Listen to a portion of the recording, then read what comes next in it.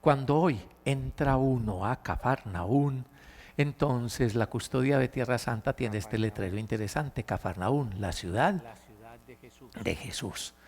Cafarnaún, la ciudad de Jesús, porque efectivamente, retomando el texto de Mateo 9:1 que les acabé de recordar, Jesús asume la ciudad de sus discípulos como su propia ciudad. La casa del discípulo, la ciudad del discípulo, las realidades del discípulo comienzan a ser las realidades del maestro. Reflexionamos sobre eso la vez pasada, ¿cierto? Muy bien. Entonces, retomando el texto, Mateo 4:12, y fíjense que voy en sinopsis y en paralelo de lo que dice Marcos y de lo que dice Mateo. Generalmente han dicho que Mateo es una ampliación de Marcos. Generalmente han dicho que Mateo es una ampliación de Marcos, y es verdad. Algunos escritores antiguos, por el contrario, decían que Marcos era un resumen de Mateo, lo cual es inconcebible. Porque Marcos, el evangelista, no iba a despreciar una cantidad de material bien importante que trae Mateo. Lo que hay que descubrir es cómo efectivamente la crítica, el análisis histórico de los evangelios ha visto que el escrito, los evangelios, el evangelio más antiguo es el de Marcos, y que cuando Mateo y Lucas estaban escribiendo lo tenían al frente, y además tenían una fuente común a Mateo y Lucas que se llama Q, por la expresión Quelle en alemán, una fuente común, y además tenían sus propias investigaciones, fuentes propias de Mateo, fuentes propias de Lucas. Y entonces, en el trasfondo del Evangelio según San Mateo está Marcos. Entonces, Marcos está allí en el fondo, y Mateo amplía los datos que Marcos nos trae. Muy bien, ubicados pues en ese contexto en Cafarnaún, me hacen el favor y vamos a mirar la jornada de Jesús en Cafarnaún, para que comprendamos un poquito más desde el lugar las cosas que están ocurriendo. ¿Cómo así? Por ejemplo, va a decir en San Marcos, capítulo 1, verso 21, llegan a Cafarnaún el día sábado. ¿Entran en dónde? Entran en la sinagoga. Véanla acá, vean la sinagoga aquí.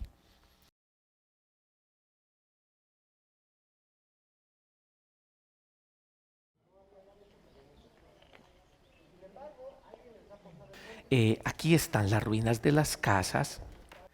Eran pueblos pequeños. Imagínense como que las ruinas han sacado unas 4 manzanas, unas 4 cuadras de ruinas. Imagínense nuestros pueblos que giran alrededor de la iglesia, de la plaza principal. Entonces girarían alrededor de la sinagoga. Aquí están viendo la construcción nueva sobre la casa de Pedro. Esta es lógicamente una construcción nueva que, como les voy a mostrar más adelante, trató de respetar las ruinas que hay abajo, las ruinas de la casa de Pedro. Al fondo verán al lago, toda esa parte de ahí está el lago. Esta casa de Pedro estará a unos 70, 50 metros del lago. Aquí están las ruinas de las casas, esa manera de construcción antigua, en piedra de basalto de la época, donde además se ven no solo columnas, sino por ejemplo piedras de molino con la que molían las olivas para sacar el aceite de oliva y demás. Son casas que tenían su habitación, y en alguna parte ahí cerquita unida a la cocina, y al lado hasta tenían un sitio para sus animales, porque en la época que hace mucho invierno entonces guardaban sus animales. Hasta el día de hoy las mascotas y el problema de vivir con mascotas ustedes lo conocen mejor que yo, solo que, solo que aquí las mascotas ¿qué eran? ¿Ah? Todo ese tipo todo ese tipo de animalitos, entonces, que eran su posición y su riqueza, lo metían en alguna parte de la casa, lo metían en alguna parte de la casa. Pues bien, y entonces les estaba hablando de que vino a la sinagoga el día sábado, vino a la sinagoga el día sábado. Fíjense ustedes la diferencia de piedras, el tipo de piedra de la construcción antigua a la construcción de las ruinas de esta sinagoga que actualmente se ve.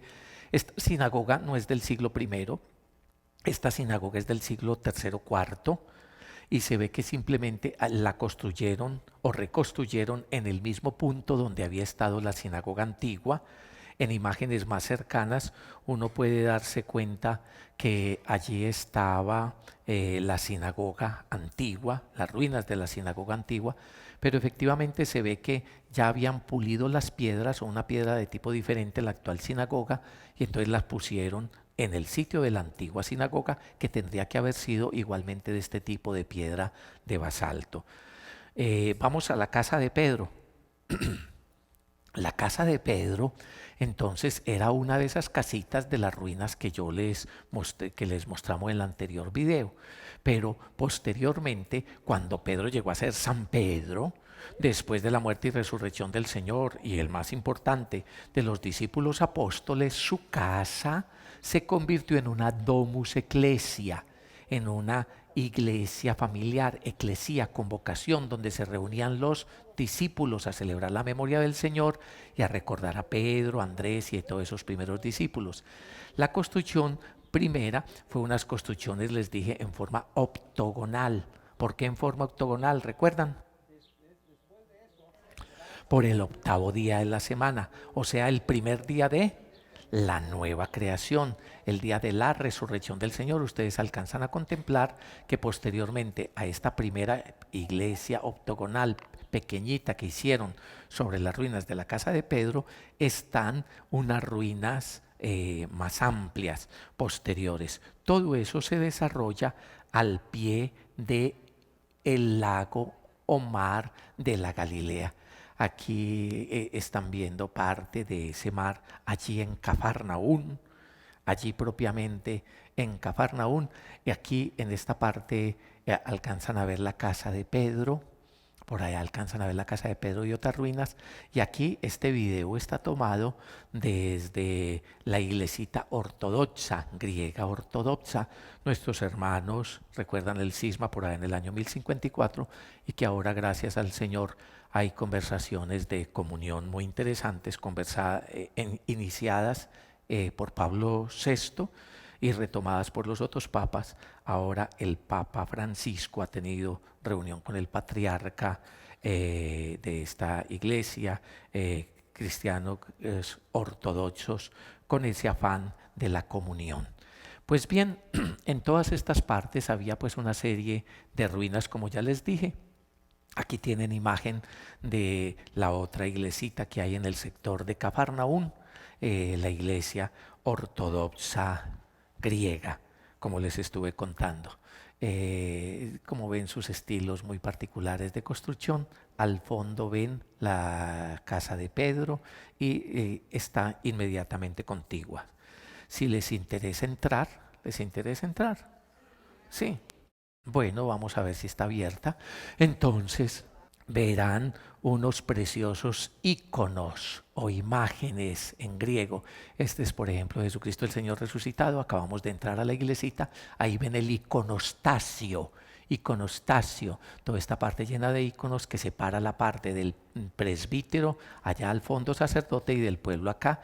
Y ven una cantidad de iconos preciosísimos, remodelados y modernos que encontrarán en esta iglesita de Cafarnaún, griego ortodoxa, que siguen toda la tradición de aquella época de que el evangelio, las pinturas, los iconos son como el evangelio de un lado para la gente que no sabía leer, pero de otro lado las imágenes son para contemplarlas, más que para contemplarlas, para leerlas y para orarlas, para leerlas y para orarlas. Adentro de esta iglesita ven cantidad de pasajes que precisamente se dieron alrededor del lago. Cantidad de pasajes.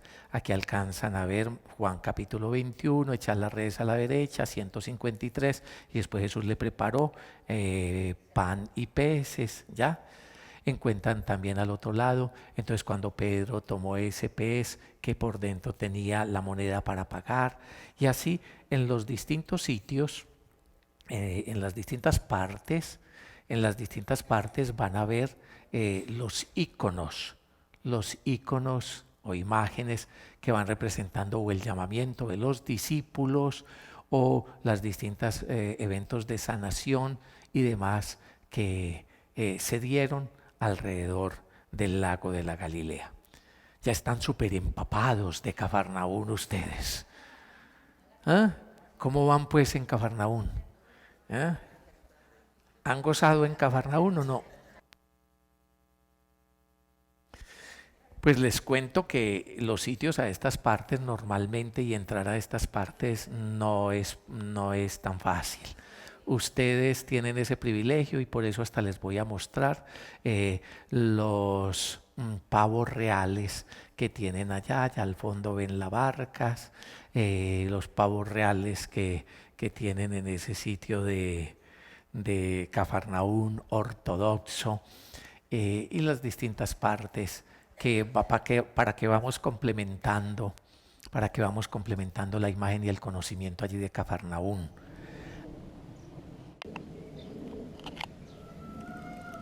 Por ahora contemplemos un poquito más lo que ocurre en Cafarnaún. Córranse para que puedan pasar los pavos reales.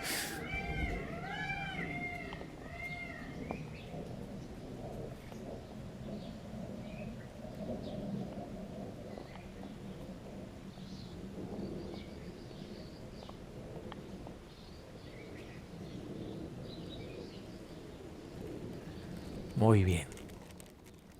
Van teniendo pues imágenes de toda esa zona de Cafarnaún. ¿Qué deberíamos hacer en este momento?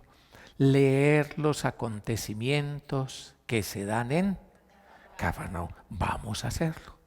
Vamos a hacerlo. Me hacen el favor y buscan Marcos. Vamos a tomar a Marcos, capítulo 1, versículo 21 y siguientes. Los voy a invitar a que se hagan en pequeños grupos de a unos 3 y van a leer la jornada de Jesús en Cafarnaún. Marcos capítulo 1, versículo 21 hasta el versículo 34.